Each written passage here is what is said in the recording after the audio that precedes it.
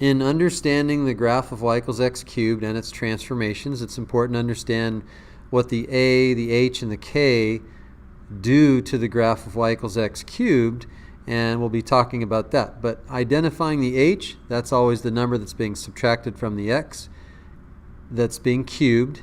So the h always goes with the x. The k is on the outside of the actual function at plus k, so the inflection point on the graph of y equals x cubed has the coordinates hk, and the a, that just either vertically stretches it or compresses the graph of y equals x cubed.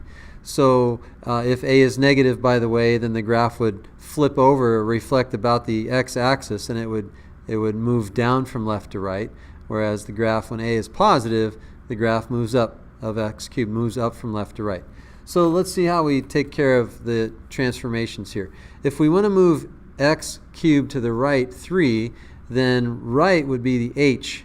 So h has to be 3, so we would replace x with x minus 3, and that's all we would have to do. And then for number 22, if we want to move down 4, the k is the value that tells us whether to move up or down.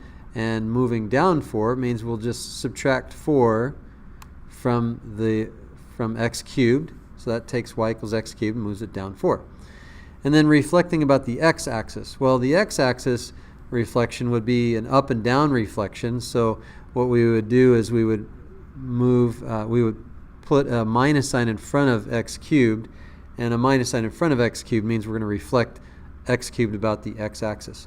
So whether you reflect the y equals x cubed, by the way, about the x-axis by flipping it over, or by the y-axis by flipping it over, you're still going to get the same graph. So it's not a great example for showing a reflection about the x versus a reflection about the y. But anyway, that takes care of 20 through 24 even.